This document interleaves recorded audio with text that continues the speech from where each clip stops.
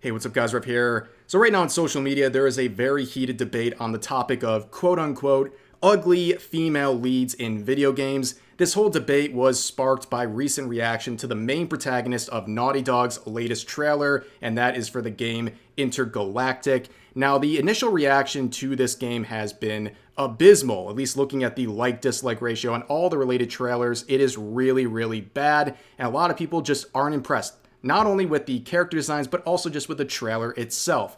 However, what we're going to focus on today is the coping and seething that a lot of woke people are having on social media in regards to this criticism of Intergalactic. They are looking at things like this, the like-dislike ratio on the trailers, and saying, no, actually, this is a good sign for the game. They unironically think these numbers are good and only represent the vocal minority who somehow achieved the majority in the dislikes. But anyways, this post is a good place to start. This is from the Naughty Dog subreddit saying, don't look at the like-dislike ratio, look at the like-views ratio. The fans are excited. People disliking were never going to buy the game anyways. This game will be amazing. So this description right here is just the modern audience. I don't know why they're projecting about that, but they're looking at this very weird metric of like-views ratio. I've never heard of that before. They're basically saying if a game and its trailer has a lot of views and a lot of likes isolated from the dislikes, that's a really good sign, except for the massive amount of people who don't like it and are criticizing it. But anyways, their logic is obviously quite foolish and desperate, and honestly, by their own logic, trailers for the live-action Snow White film, for example, would be considered a good sign because it has a lot of views and has a lot of likes, but, you know, it also has that nasty 97% dislike ratio, but you don't have to pay attention to that because we're coping and seething on reddit.com. There's also a question that is getting you a lot of hate on Twitter right now, and that's asking questions about the main protagonist, mainly, who is the target audience of this main protagonist? I see death threats in threads like this. People are so angry about this very simple and fair question. You can like this design, but it is a fair question to say, what was Naughty Dog thinking when they made this main protagonist for the type of game they're trying to sell? Because there is definitely a target audience of the type of game that they're selling here with Intergalactic. And the average person who's interested in that sort of genre probably doesn't want a main protagonist who looks like this. I think that is a fair thing to raise with Naughty Dog, but raising these questions gets you a very hostile reaction on social media. And to answer the question, what's exactly the target audience? Well, of course, it's the modern audience that just doesn't show up. I mean, these sort of designs are featured in pretty much every game listed here, and we all know that these games would eventually go on to fail. However, there's been a very bizarre level of cope and seethe, and this is one of the best examples of this on Twitter. So this post, this art, got nearly 100 million likes and is featuring the main protagonist from The Witcher 4, as well as Intergalactic, and this 2014-looking feminist propaganda. Now, before we read some of the captions here, this is a very creative self-own because what they're trying to make fun of is the chuds, the incels, who are calling characters like the main protagonist of Intergalactic masculine. They're addressing that by then drawing her more feminine for the purposes of their art. An incredible self-own. But they say here, 100% incel tier, so everyone who's mad about this is an incel. And then also basically saying that all the people upset about this are men and that you're pretty much not welcome here. And we've seen this happen before, right? Like with like She-Hulk, for example, where they said, incels, you're not welcome here. Well, that didn't work out for them, and it's not going to work out for messages like this that are now basically free advertising for Naughty Dog, but it's not going the way that they would intend at Naughty Dog, because this sort of message says, half of the population, you're not welcome here, don't buy this game or these games. And it's pretty ridiculous. But yeah, you can see this got a lot of attention and also ended up with the replies being locked. And if you want to have some fun, go to the hidden replies. There are literally hundreds of hidden replies. The original poster went through probably for hours finding anything that's criticizing them and then went through the process of hiding the comment. It's actually pretty ridiculous.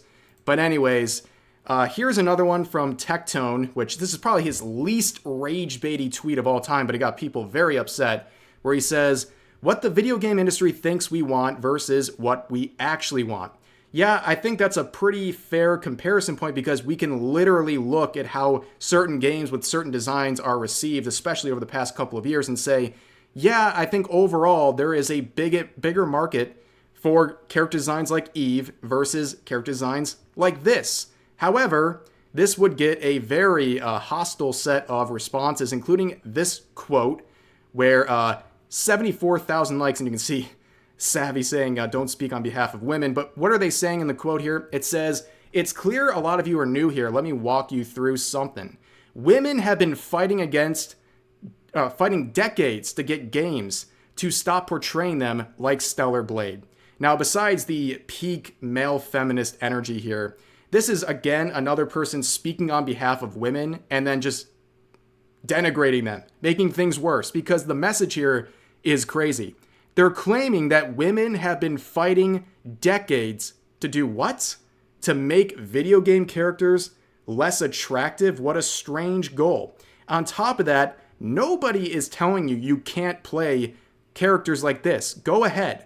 But we're not going to live in a different reality where we're going to pretend this is just flat out more desirable for gamers than this. And on top of that, saying we need to get rid of designs like Stellar Blade, that's the worst example to ever exist for that point, because Eve is based on a real-life woman. So you are saying designs based on real-life women have no place in the gaming sphere? You're literally cracking down on female representation in video games with your post seething about whatever message Tectone here was sharing. But anyways, you would see Asmongold make this very controversial tweet that would get a lot of negative responses. Strap yourselves into your chairs. You might fall out after hearing this hot take. He says, maybe it's just me, but I feel like the market for masculine, non-conventionally attractive female leads in games isn't as big as the video game industry thinks it is.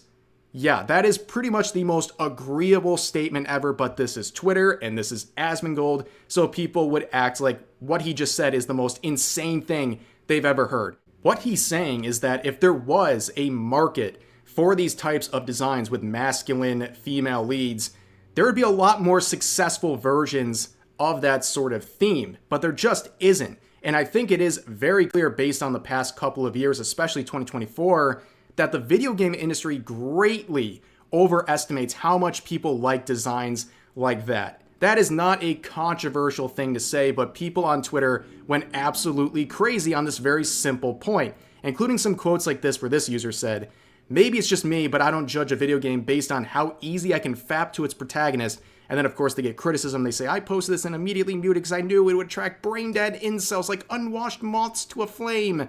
Well, anyways, basically what they're saying here is pretty unhinged if you really think about it. So Asmongold makes a completely benign statement about saying there's clearly a market for certain designs, but it's not as big as the video game industry thinks it is. And this person turns around and starts talking about like what characters he might jay off to or something like that. It's like completely missing the point and raising a very odd thing. Like, people just want more attractive character designs. That's a preference. People are allowed to have it, and it's really not that complicated. And honestly, if you're just, constantly consuming these bad designs and just asking for more because you want to own the chuds on Twitter, well, you're the one who's making some pretty insane decisions.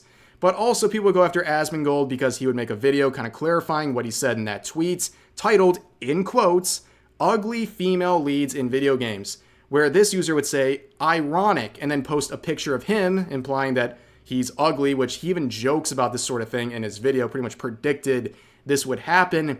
Unfortunately, this user and the 63,000 people who also liked this tweet didn't watch a single minute of his video, as pointed out in the community note, saying OP did not watch the video and his post is misleading. In the video, he spends a good deal of time defending the Witcher 4 trailer and the main character some people were saying has been uglified. He said, no, I think it actually looks pretty fine. However, he then turns that into a conversation about these ugly female leads in video games, where he says basically for a studio it makes no sense to not make attractive characters because it's basically a win for everybody. So on the one hand, if you make an attractive character, people who supposedly just don't care about what a character looks like, they just care about the gameplay, they're going to be indifferent. So why not make it attractive? Then there is a very real, even though Twitter won't believe it, there's a very real section of gamers who do care about the design of characters and if they're attractive or appealing or not. And they might not buy a game if it doesn't look good. So why wouldn't you make an attractive design to make that group of people happy, and then the other group will just be indifferent either way? Or you can make an ugly character, and that one group will still be indifferent, and then the other group will be angry. So then you're just kind of having indifference and an L versus just indifference and a W. It makes no sense from a business standpoint because, after all, these are businesses, right? They should be trying to make some money and reaching a wider audience with their choices and appealing to their target audience. That's the whole conversation going on with Intergalactic. And of course, I saw people quoting the same user saying this was the same person who said Dragon Age Veilguard was going to do really well because the anti-woke people didn't like it. So that aged horribly. But let's just move on to this post. I mean, you can see the message here. Very simple one. Where is the modern audience? They're doing the same thing with Intergalactic. It's going to happen over and over again. We can't even say like, oh, I'm not sure this game's going to do poorly, but maybe I had the sense in me that it might do bad based on some reaction. We have actual pattern recognition at this point where we can say if a game has a huge dislike ratio on the trailer and a lot of people are claiming it's woke, it's probably not going to do well. We have countless examples, and the people propping up this game, Intergalactic and its main protagonist, and virtue signaling on Twitter, that's all they're interested in. Virtue signaling. No matter how many viral posts they have, it doesn't show any interest in the game, and it's proven itself time and time with all these other previous releases. The people on Twitter supporting that stuff, they're not actually interested. They are the vocal minority. They just care about virtue signaling. They don't care about the game. And even games like Intergalactic on its face, it's just not the type of game they probably want to play in the first place. The only thing they care about is virtue signaling about the choice of main protagonist. Now, I saw one good set of posts here from the Baldur's Gate 3 publisher who was talking about the Division right now, and that a lot of studios are basically just burying their heads in the sand. And like, yeah, you might not like the fact that there's a lot of division, a lot of hostility, echo chambers, and culture wars going on, but you can't be just completely ignorant of it. If you're making a game, you have to be aware of your surroundings. You have to navigate the waters. Okay, you can't stoke the flames or try to make things worse or virtue signal or anything like that. You have to anticipate how people are going to react.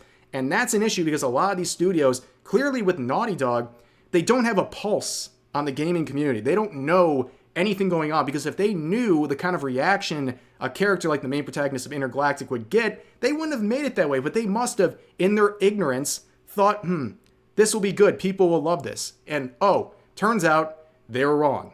But anyways, that is a long-winded conversation about quote-unquote ugly female leads in video games, which has sparked a lot of controversy. I mean, a lot of hostility on social media, Twitter in particular. But for now, that's going to do it for this video. As always, feel free to share your thoughts about today's topics in the comment section down below. Hope you guys enjoyed the video, and I'll see you next time.